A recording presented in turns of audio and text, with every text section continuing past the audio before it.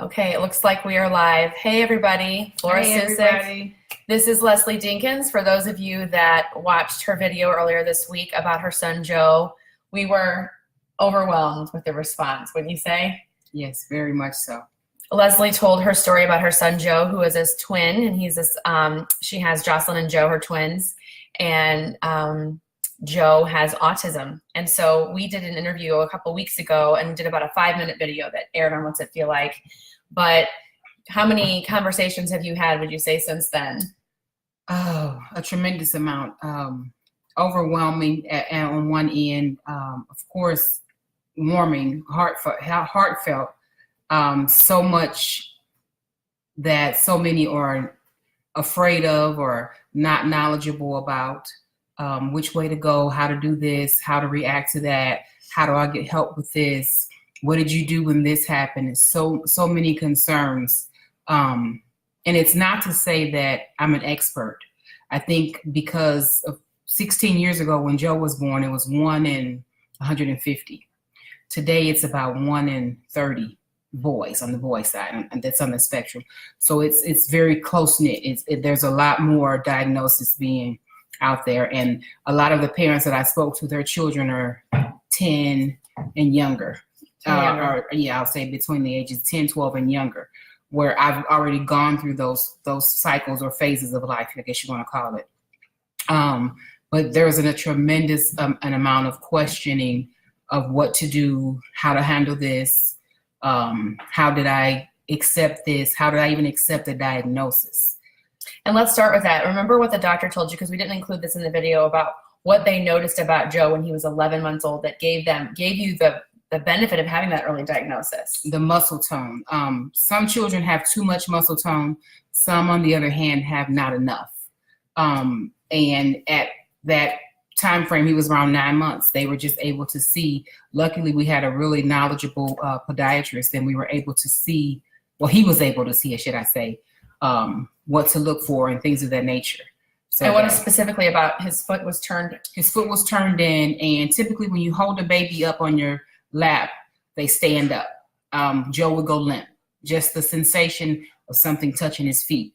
And that's a sensory issue, which a lot of people with autism have sensory issues. And so Leslie was able to get Joe services starting at 2 years earlier than most kids, which starts at 3, right? Right, exactly. He started at 12 months. Another thing that stuck out to a lot of parents that reached out to you was the fact that Joe was not potty trained until he was 13. Yes. And that struck a chord with a lot of, oh, she apparently doesn't. Okay, go outside, please. I don't want her face on What's It Feel Like, but apparently, would you please? We're two moms just doing the best we can here, people. Please leave. I love you, but please leave. Jeez Louise. Oh my goodness. Did I say that in a loving way? Right. Okay, so the potty training. What did you tell me about what it really takes? Which I know this is kind of a funny analogy, but it's true about what it took. Yeah, a lot of people. I'm not saying this in a demeaning way. You have to look at autism to compare it. And for me, I compare it to like a dog. Even when it comes to simple things like they don't sleep well at night. Well, you have to burn their energy, just like you have to do a dog. You have to burn their energy. I look at it I compare it again to a dog. Dogs always have a leader of their pack. And just think of it this way. Are you going to allow autism to lead your pack, or are you as the parent going to lead your pack? The choice is yours, and you have to decide who's going to be the leader, you or autism. And I'm quite sure we all want to say ourselves as the parent, but we have to do certain things. We have to instill certain things in the child to let them know that they have autism. Autism does not have them. And it does not have your household. It does not have your relationships. It does not have your job. It does not have anything. It's just a small piece of your life. And you have to look at it that way to be able to function with your other children. You have to be able to function with life, period. You cannot allow autism to take over your world. So what did you do specifically with Joe to help him understand to use the restroom? Because he was in pull-ups till he was 13, right? Yes. Gosh, how much money did you spend on pull-ups over the years? I can't even imagine. I need stock and Good Nights. Oh, the company. Yes, Huggies. you do need. Yeah. Good Nights is the one that helps Yes. because I know because we were in Good Nights for a while just with a non-spectrum kid. So how did you get him to finally make the connection? It was Christmas break for the kids with school. He was 13. 2 weeks. He was 13 years old, so he had Christmas break. And I said, I'm not going to keep buying these pull-ups. This is becoming too expensive. Some people, will say, well, their insurance will pay for it. And some insurances do pay for it. But also think of the child because they have feelings too. They go to school, especially at 13. He's entering middle school. Some other children don't have problems with potty training.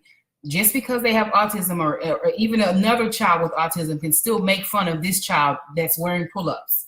They don't want to. They just sometimes don't know how to. Well, it's also a convenience. But it was winter break, and I just decided that this is not what we're going to do anymore. So I hid the pull-ups, and I put underwear on them. Now, prior to that, some weeks and months beforehand, I did introduce him to underwear for him to understand what they are. But then it got to the point where I started seeing Joe changing himself. Well, if you can do all that, you can go to the toilet, right. And then when I hid the pull-ups, it was a battle at first. He was like going against, looking for him, of course, but he was upset, going against anything I wanted him to do. He would even hide my stuff. It was like, you hid my pull-ups, so I'm going to hide your phone. He's smart. Yeah, extremely smart. So he would hide my things. And ironically, one day he hid my earpiece, my earbuds for my cell phone. And he knows I need those, like, that's my life, So I go looking for him. I'm looking for him. Guess where they were? On top of the pull-up box. So you tell me who's smart. You know what I'm saying? And no, he didn't go in and get a pull-up, but he's like, okay, you put my pull-ups away, I'm going to put your headphones away. And it's just one of those things where I have to take charge of my own home. Did he have accidents while he was training? He had some accidents, but it wasn't what the typical potty training sessions would be for a 2 or 3 year old, that it takes some time, a couple months to get into it.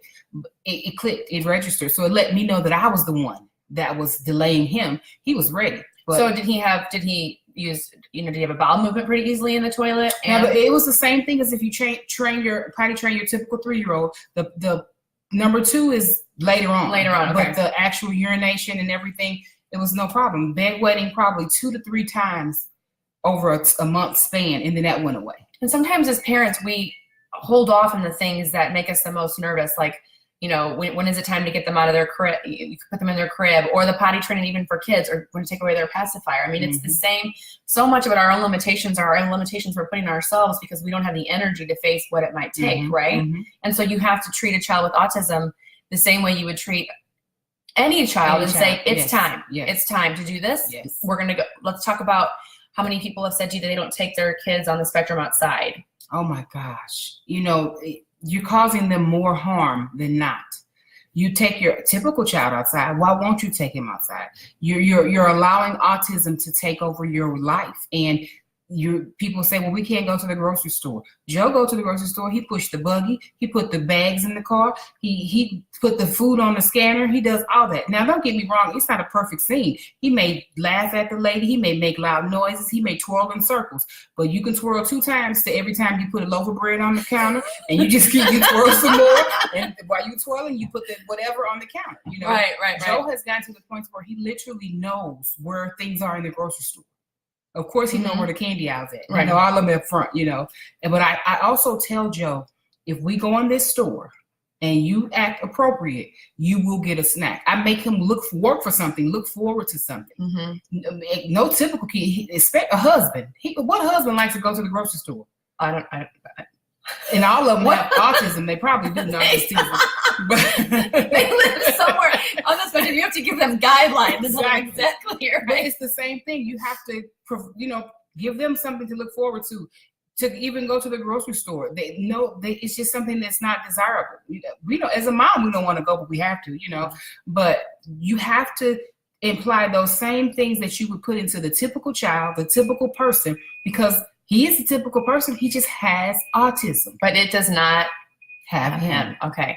And so that leads us to what you were. So we wanted to do this Facebook Live, as I mentioned, because Leslie and I would go back and forth, and she's like, I can't believe all these people that are commenting and sharing. I mean, it was just, for those of you that don't know how Facebook works, like sometimes you can put like money behind a video so that it ends up in more people's video feeds. Like you can put $20 behind a video and say, okay, I want this to show up in more people's feeds. Well, this video was just being organically shared over and over and over again. And it was over 1,000 views easily in less than 24 hours. Or was it several thousand? Yeah, it was several thousand in less than 24 hours. Yes, people were just like, yes, yes, yes, because they were, by the way, Leslie has done this with her 2 kids. We can say this as a single mom most of their life. Yes. While getting her nursing degree and then eventually becoming a nurse practitioner. Yes. So she has some real good medical information behind this. And I'm sidetracking, but now that we're talking about you being a nurse practitioner, tell everybody out there why when doctors say to give this to your child or do this, that does not mean that you have to do it.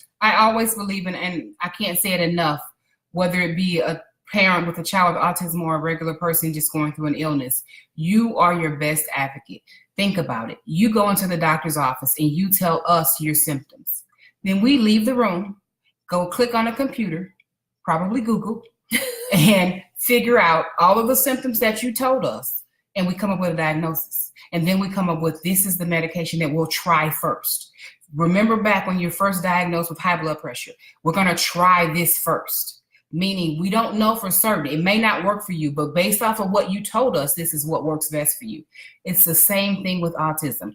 Just because the doctor, you go in and say, he's doing this, he's twirling his fingers, he's doing that. You know, there's a medication to stop you from scratching your arm. Close these blinds, keep talking. There's a medication to stop you from twitching your eye. And doctors, I'm not against medications. Don't get me twisted. I'm not against them at all, but doctors will prescribe.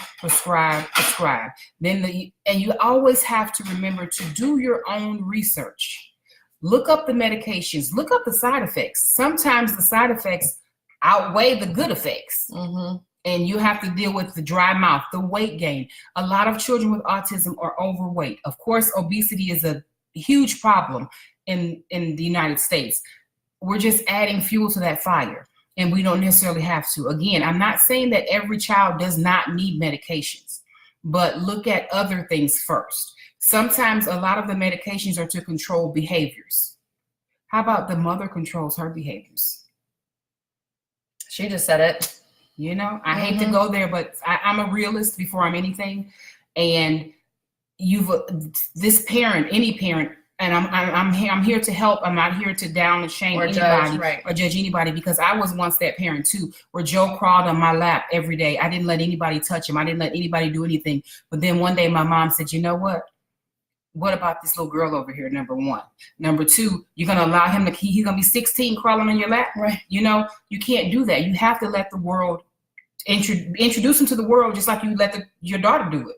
And it was a fight at first. Joe was like, what, you're doing something different. Why, you know, you normally let me cry, and if I cry, you come get me, and this, that, and the other. I didn't allow him to gain any independent skills at 2 and 3 years old, you know, and I regretted that for some time to come.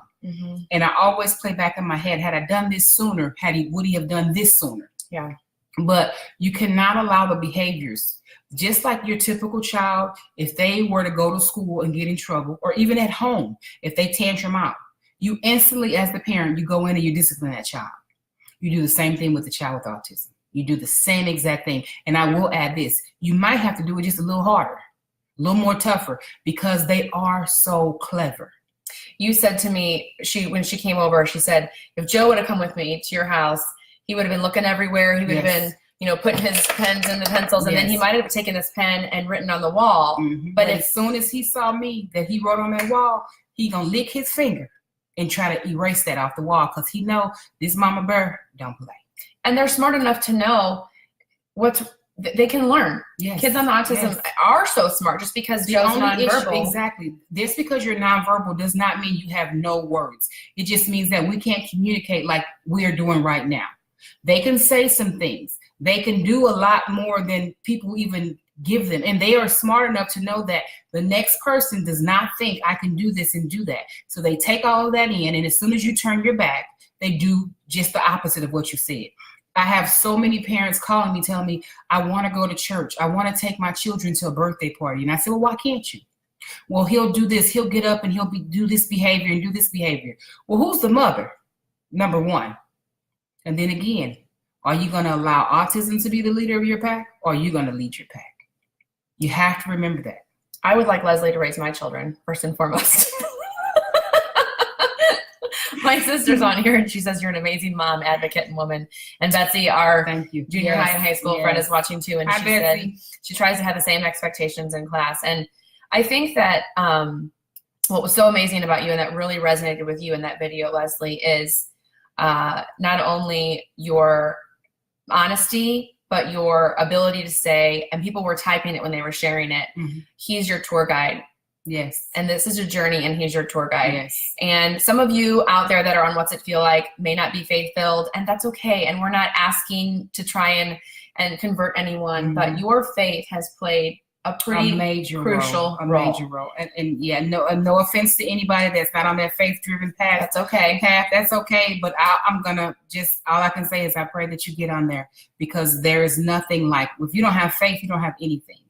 And my tour guide is faith-filled. It is the path, every stone, it takes like the yellow brick road, and every brick is filled with faith. The size of a mustard seed. We can go into all of that. And I know, and not to be Miss Holier than Thou, because I make mistakes and I do my things or whatever, but I know without faith, I would not be where I'm at. Well, for you to be able to look at this and say, I was handpicked. If anyone has been following What's It Feel Like for a while, when Leslie came that morning, I had posted a video like 24 hours before about the struggles I was having with my daughter and her anxiety and just feeling like I was failing. And she told me that day, and I'm gonna get choked up. And she said, you were handpicked to raise that little girl. And she was exactly what I needed. She was coming to share her story, and she was exactly what I needed to hear to tell me I was handpicked. We are all handpicked to raise the children that we have. And you have taken that gift that you were given and just... I can't let him down. I cannot let him down. He gave me a job. He gave me an assignment to fill. I'm on assignment right now. My assignment on the paper, it just has autism. Your assignment has something else. We can take Betsy, for example. She gets 1,000 kids that come in throughout the years. And she's raised 5. And she's raised 5 of her own. So you tell me about an assignment? Girl, her assignment bigger than mine. But I'm glad he knows what we can handle. Right. And evidently she can handle a lot more. You know, I'm on assignment. All I can say is I ask daily that he use me. And as I get older and as the relationship with my son, and as I learn more, because I still learn every day from that little boy. And all I ask is that he continue to show me and use me so that I can help the next person. Whether it may not be with autism. It may be with attitude. It may be with whatever it may be. But you always have to remember, whether it be anxiety, autism, just a little smart mouth child, who is going to be the leader of your pack? And there's a reason why they are under the age of 18 and you are your age. You've gone down that path. You've done what you had to do. That's why it's called a parent and a child. I'm a parent for a reason. And we have to remember that. And if you don't take hold of your household, your child, it starts in the home. They always said whatever, we can tell how the children are raised because it starts in the home. So in your home, what are you going to do? Because when they leave, they represent your home. And even if they stay, like Joe will with you, yes, his whole life, he represents you every time you take him out of the house. Yes. And what you've represented and what you've shown everybody in this video and in this Facebook Live is not only does autism not have him, it doesn't have you either. No, not at all. I mean, you have a smiling, going to school every day, participatory, bright, intelligent young man that you have raised and that you have said, no limits. It's kind of like, what do you call those people that have those personalities, different personalities? Something, the different personalities. You know, they have different names to them. Yes, so like we got Sybil, Joe, split personality, we got or whatever. Joe, and we got autism. And some days I just tell Joe, tell autism to sit down somewhere. We're not doing that today. We're just not doing it today. You know, this morning he was very hyper. Believe it or not, the weather affects children with autism. When the pressure is high, they just can't. It does something to them, and Joe becomes hyper. Some people become sleepy, or it's different. Everybody's affected differently. But I just told him this morning, I said, Joe, we're not doing that today. We're just not gonna do it. There are times where Joe can He can be just there, and I'm not there with him, and I don't know how to bring him out of that. And I would simply say, go get yourself together. Just go get yourself together, because we're not doing this. And he'll stop and he'll look at me like, hey, you just don't, go get yourself together. We're not doing this. He will go to his room. He might throw 5 toys, but he come back out and he together. Because I am the leader of my pack. You're the leader of your pack. Yes. And autism is not. And you got so many responses and calls about that behavioral side. And I think that message really today is that don't hand with little gloves. Don't keep. Don't pacify it. Yes. Don't pacify autism. Autism does not need a pacifier. No way, shape, or form. And Betsy is saying there are so many resources people are unaware of. You have really found resources. Yes. You just have to be willing. You have to be willing to go out and advocate. You have to be willing. You can't sit and wait for people to come to you. You have to go out there and fight the fight every day. I have a parent that's also a longtime friend of I went to school, and she's going through a fight with her child and the services that they receive. And it's so overwhelming for me to see, again, these children are younger than mine. I've gone through it already. And the schools come in and they say, well, we're going to cut these services off, or we're going to not do this, we're going to not do that. And I've become close friends with a lot of other people in higher up SSD to learn that they special school district, they always say, well, funding. The county schools get the same funding as the other county schools. It's not a funding issue. It's just what they want to do with their funds. If you feel that your child needs those services, whether it be occupational therapy, physical therapy, speech and language therapy, do not agree to lower their minutes. You are your child's advocate. You know what they need, how often they need, and how much they need of it. They will come in those IEP meetings, and that's an individualized education plan, and say, well, he doesn't need this anymore. He's much better. And you as the parent have to decide, is he much better? Will he benefit from less? And if you disagree, do not sign the documentation. They'll talk you into it. They'll talk you out of it. If you do not feel that your child is ready for that next step, do not agree. Do not sign the paperwork. It's not written in stone. No. And I would say too, Betsy, I was just going to say, this is so funny. And the biggest thing I encounter is people having the fear of reaching out. Don't be afraid. It's 2 things I hear from people when I get contacted about children, with kind of mental issues going on. Not that I'm an expert, but because I've shared, I don't even know where to start. So I'm too overwhelmed. And I'm embarrassed because do you know anybody, but don't say anything to anybody because I don't want to embarrass myself or my child. People, we are all out here doing the best we can. We are, you have your village of your family and your friends, but there's a whole village out there of people that are going through what you're going through. And all you have to do is be brave enough to speak out and ask for help. And a closed mouth does not get fed. No, a closed mouth does not get fed. I'm gonna have her move in. But you have to go out there and you have to advocate. You have to tell people what's going on and say, who do you know and where can you point me? And then you got to start making those phone calls. If you have to take a day off work or a week off work, take it and do something, because it's going to make your life and your child's life so much better. Leslie was doing this. Then she decided to get her nursing degree. No, you went and before you got your RN, you get your RN for your associates, then the bachelor's, then the master's. Yeah. And then you became a nurse practitioner. That's with the master's. Yes. All since Joe was 3.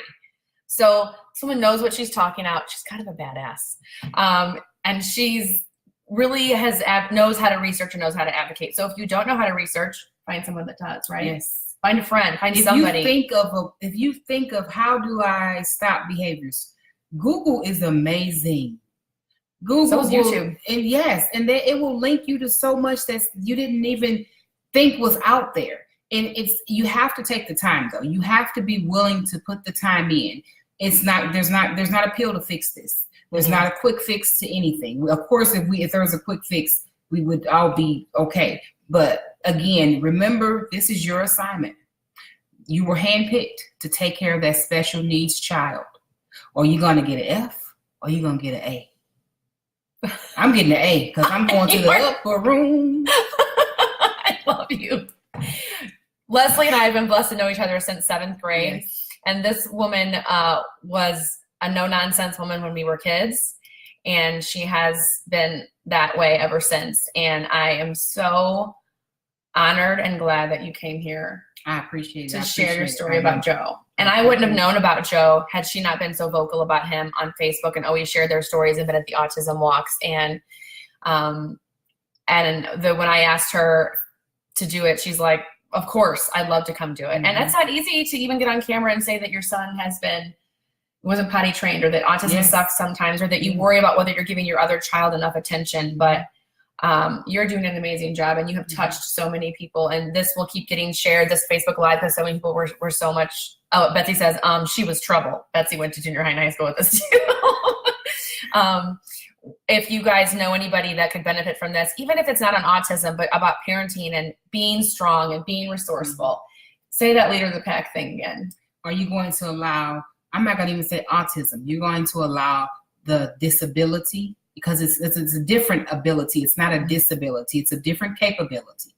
So you're going to allow that to run your household, or are you going to run your household?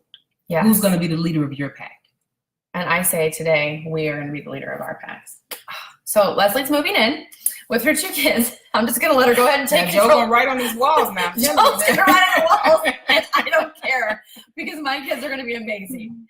If you guys have any questions or you want to reach out to Leslie, is that okay? Yes, feel free to, please. I'm on assignment, and if that's part of my assignment, to help the next person. Somebody helped me, and I'm not that person to stop because I feel like I made it or I'm better. No, in order for me to keep going, I got to bring people with me. So bring it on. Bring it on.